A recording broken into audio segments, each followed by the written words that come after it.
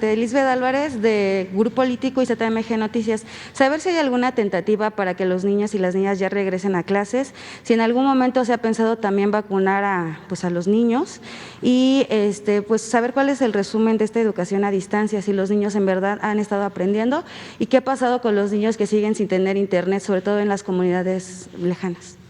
Gracias. Esteban, antes de te vayas. Muy bien. El programa Aprende en Casa lo hemos estado midiendo con diferentes encuestas y relación que tenemos con las maestras y los maestros. Hemos tenido una práctica de hablar con ellos de manera regular.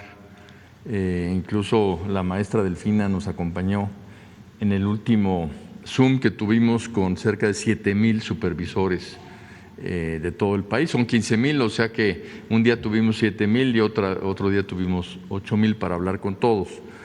La respuesta que hemos tenido tanto de madres y padres de familia como de alumnas y alumnos y los propios maestros y maestras es que el aprendizaje se ha llevado a cabo de manera satisfactoria. Se califica con un 8 el programa de Aprende en Casa.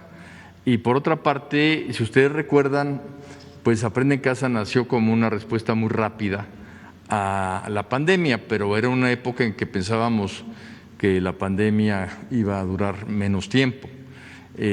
Con Aprende en Casa 1 logramos cerrar el ciclo escolar, ustedes recordarán, 19-20, y cuando se hizo el examen de admisión para media superior, tanto de las instituciones de la propia Secretaría como autónomas, pudimos constatar, por ejemplo, con la UNAM, con el Politécnico, con otras instituciones, que el resultado de los exámenes había sido muy parecido a los años anteriores, o sea, no se había perdido aprendizaje durante Aprende en Casa 1 con respecto, cuando menos en ese caso, con los alumnos de tercero secundaria.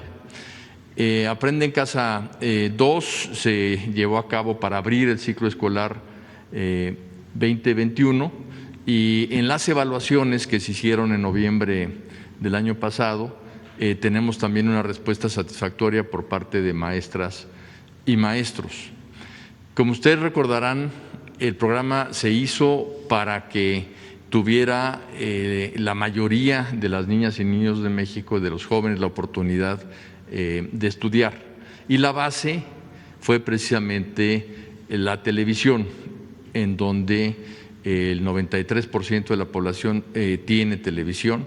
También se hizo por radio para quienes no tuvieran televisión, en 22 diferentes lenguas indígenas.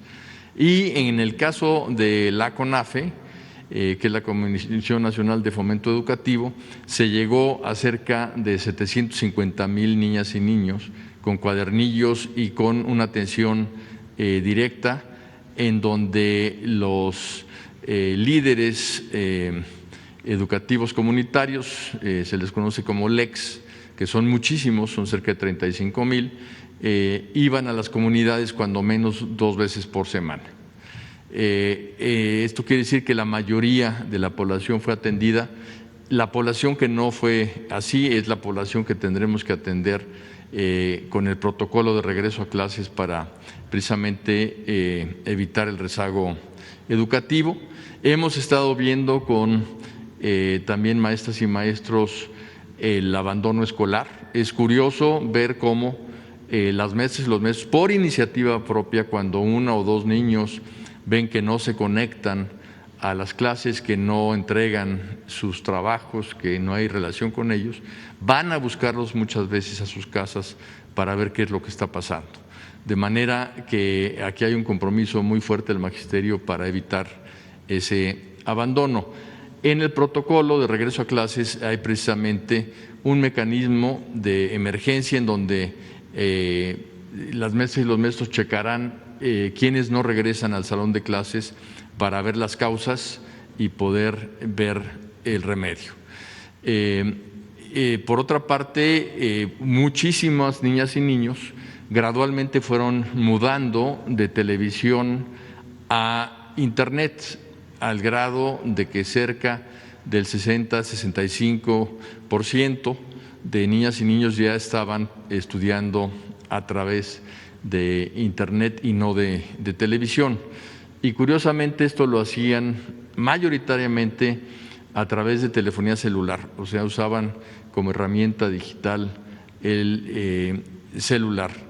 De manera que las cifras que tenemos son cifras que nos hablan de que en esa proporción se ha logrado llegar a las niñas y a los niños al aprendizaje y a la participación de padres y madres de familia en este aprendizaje. En cuanto al regreso a clases, ya hay muchas escuelas en el país que ya regresaron a clases y que han aplicado el programa de crear en la escuela un centro de aprendizaje comunitario. Esto quiere decir que las niñas y los niños, las madres y los padres de familia e incluso cualquier persona de la sociedad puede ir a la escuela a utilizar, en el caso que lo tenga, las computadoras, a hablar con las maestras y los maestros, a tomar alguna clase específica, con un protocolo que habla de que el número máximo que tiene la escuela es del 30% de alumnas y alumnos por día, de manera que a lo largo de la semana sí pueden ir la totalidad de niñas y niños que quieran. Este centro de aprendizaje comunitario se puede instalar en semáforo amarillo y es voluntario tanto para niñas y niños como para maestras y maestros. En cuanto el semáforo pase a verde, ya se puede iniciar las clases presenciales. Es una decisión que no toma el gobierno federal. El gobierno federal lo que hace es decirle a las escuelas: ya se levantó la restricción sanitaria, ya puedes abrir las clases. Y el señor presidente de la República determinó precisamente que para acelerar este regreso a clases, en los estados en que se logre el semáforo verde, se vacunará, como ya se hizo en Campeche, al magisterio. Y una vez vacunados, pues ya pueden regresar con toda seguridad. Tengo entendido que la secretaria es una de sus primeras actividades ir a Campeche precisamente para ver con el Estado el regreso a clases. Gracias.